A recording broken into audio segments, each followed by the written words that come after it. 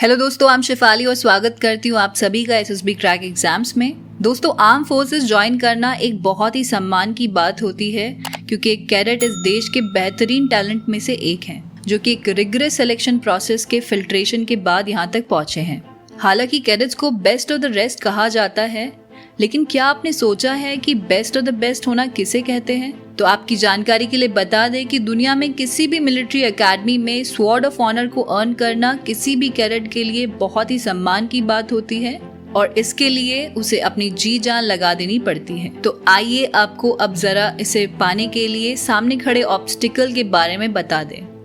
अगर एक एवरेज के तौर पर देखा जाए तो सबसे पहले हर 6 महीने में लगभग 6 lakh candidates IMA, OTA, AFA और INA जैसे एलीट मिलिट्री एकेडमी के लिए अप्लाई करते हैं, जिसमें से CDS जैसे रिटन एग्जाम्स को 8000 कैंडिडेट्स क्लियर करते हैं और SSB इंटरव्यू के लिए शॉर्टलिस्ट होते हैं। उन्हीं 8000 में से लगभग 350 से 400 रिकमेंड होते हैं और मेरिट इन सिर्फ 250 से 300 ही होते हैं। मेरिट इन होने के बाद यही आखिरी में बचे कैंडिडेट्स इतने लेवल ऑफ फिल्ट्रेशन के बाद एकेडमी ज्वाइन करते हैं। अगर मोटे तौर पर देखा जाए तो हर 2000 एप्लीकेंट्स में से सिर्फ एक एप्लीकेंट का ही सिलेक्शन होता है और वो एकेडमी ज्वाइन करता है।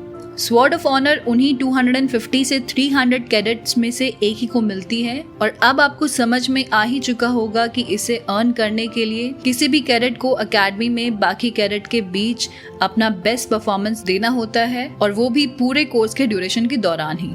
तो आइए चलते हैं और बात करते हैं 7 ऐसे पैरामीटर्स की जो कि कैडेट को स्वॉर्ड ऑफ ऑनर की मेरिट लिस्ट में जगह बनाने का मौका देती है। तो आइए बात करते हैं 7 ऐसे पैरामीटर्स की जो किसी भी कैडेट को स्वॉर्ड ऑफ ऑनर की मेरिट लिस्ट में जगह बनाने का मौका देती है और इसे सर्वोत्तम सम्मान का हकदार बनाते हैं। सबसे पहले बात करते हैं फिजिकल टेस्ट की।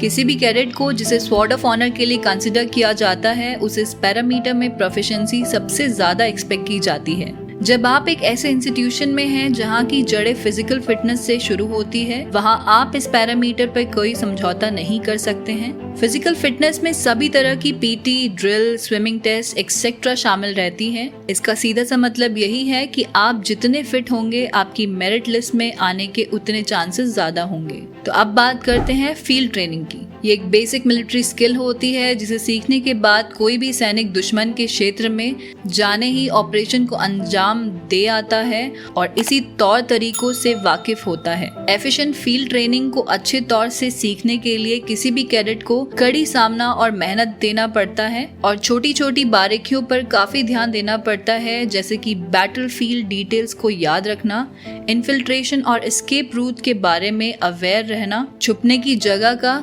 चुपके से कंस्ट्रक्शन और एम्प्लॉयमेंट रखना और सबसे आखिर में दुश्मन फौज के तौर तरीकों और इक्विपमेंट पर ध्यान देना।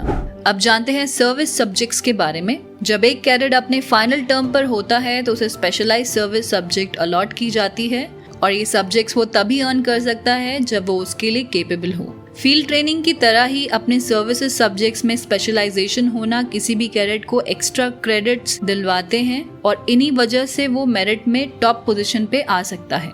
तो चलिए बढ़ते हैं आगे और बात करते हैं एक्टिव पार्टिसिपेशन की। एक एक्टिव पार्टिसिपेशन को हर जगह पसंद किया जाता है और एक अच्छे इनिशिएटिव लेने वाले के तौर पर देखा जाता है जो कभी किसी भी एक्टिविटी में पार्टिसिपेट करने के लिए मना नहीं करे। हर कैडेट से ये एक्सपेक्ट किया जाता है कि वो ना सिर्फ गेम, स्पोर्ट्स और एक्टिविटीज में पार्टिसिपेट करे बल्कि उसमें अपने सबसे अच्छी परफॉर्मेंस भी दे।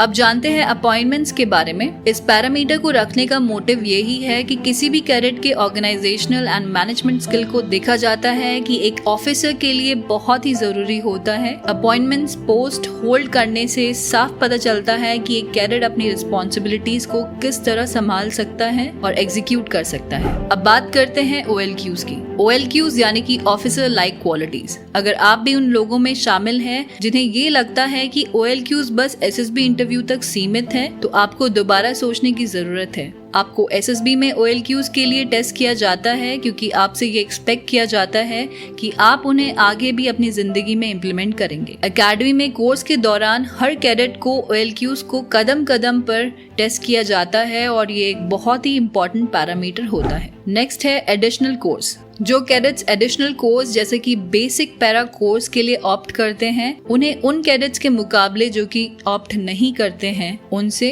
अपर हैंड मिल जाता है और एक्स्ट्रा क्रेडिट अर्न करने का सुनहरा मौका मिलता है जो उन्हें मेरिट में टॉप पोजीशन तक ले जाते हैं। तो ये थी बात स्वॉर्ड ऑफ ऑनर और उसे अर्न करने के बारे में। आई होप आप लोगों को ये इन्फॉर्मेटिव वीडियो काफी पसंद आया होगा, तो इस वीडियो को लाइक करना ना भूलें और दूसरे डिफेंस एस्पिरेंट्स के साथ जरूर शेयर करें ताकि उन्हें भी इम्पोर्टेंट जानकारी मिल सके। अगर आप डिफेंस एग्जाम्स के लिए प्रिपेयर कर रहे हैं तो आप SSB क्रैक एग्जाम्स के ऑनलाइन कोर्स को चेक करना ना भूलें। इन कोर्सेज का लिंक आपको डिस्क्रिप्शन में मिल जाएगा। I will see you in the next video. जय हिंद।